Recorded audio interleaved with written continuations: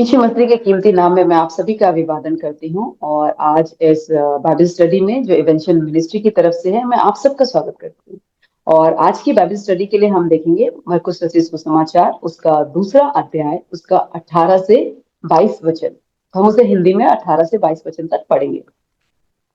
यूहन्ना के चेले और फरीसी उपवास करते थे, अतः उन्होंने आकर उससे यह कहा, यूहन्ना के चेले और फरीसियों के चेले क्यों उपवास रखते हैं, परंतु तेरे चेले उपवास नहीं रखते।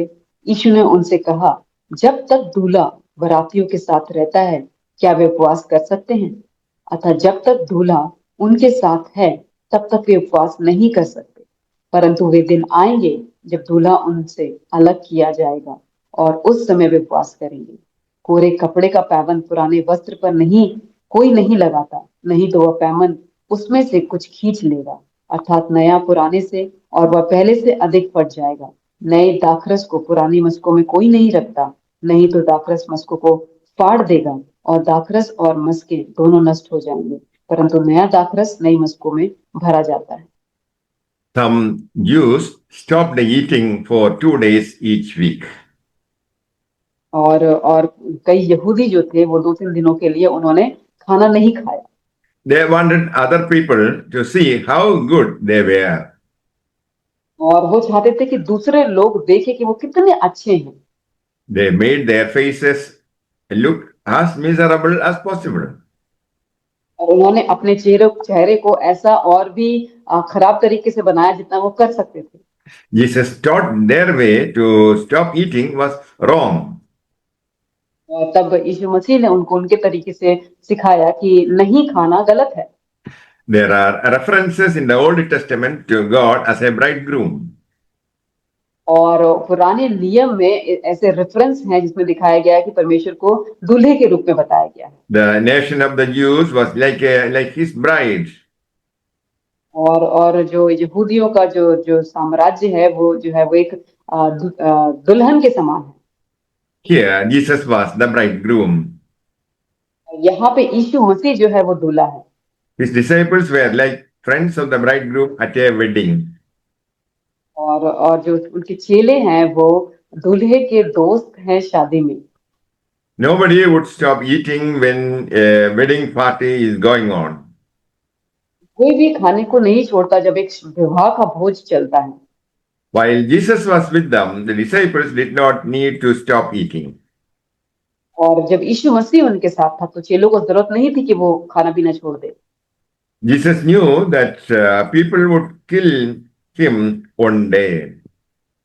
और यीशु मसीह ये बात जानते थे कि लोग उन्हें एक दिन मार डालेंगे। That is verse 20. परंतु वे दिन आएंगे जब दूल्हा उनसे अलग किया जाएगा, उस समय वे उपवास करेंगे। Then the disciples would stop eating. तब वो जो चेले होंगे वो खाना छोड़ देंगे। Verse 21. कोरे कपड़े का पैमन पुराने वस्त्र पर कोई नहीं लगाता, नहीं तो वो पैमन उसमें से कुछ खींच लेगा, अर्थात नया पुराने से, और वह पहले से अधिक फट जाएगा। A piece of new material that you used to mend old clothes, old clothing. Wait, I repeat. A piece of new material that you used to mend old clothing would be too strong. और जब आप एक नए कपड़े का जो एक piece होता है उसे अगर आप पुराने कपड़े में लगाते हो तो वो एक बहुत ही वो चीज सही नहीं होती।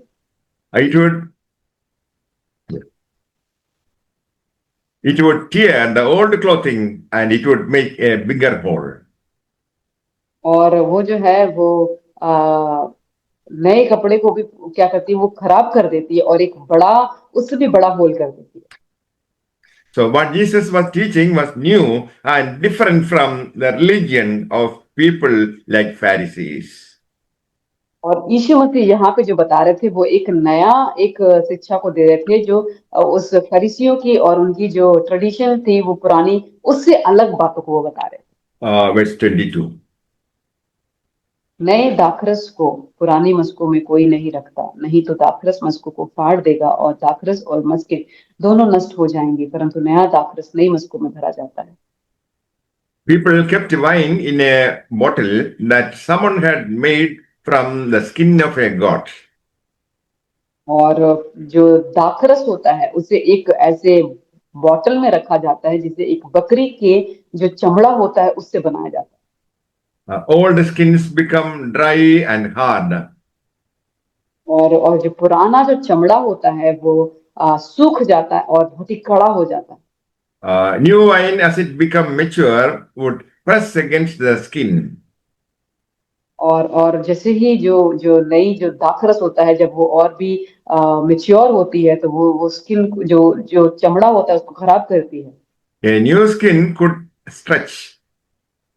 और जैसे पुरानी जो जो जो चमड़ा होता है वो स्ट्रेच नहीं होता बट नया चमड़ा जो होता है वो और भी खींच सकता है। But an old skin would burst.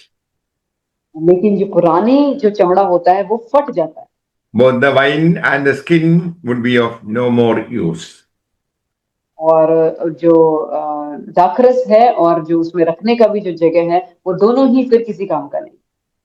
The message of Jesus Christ was as powerful as new wine. और यीशु मसीह का जो सुसमाचार था वो उतना ही ताकतवर था जैसे कि नया दाखरस। The Pharisees were refusing to accept the joy that Jesus could give them. और जो फरीसी थे वो उस आनंद को जो यीशु मसीह उनको दे सकते थे उसको ग्रहण नहीं कर रहे थे। Jesus' love and the power of the Holy Spirit would give men the freedom to serve God with joy.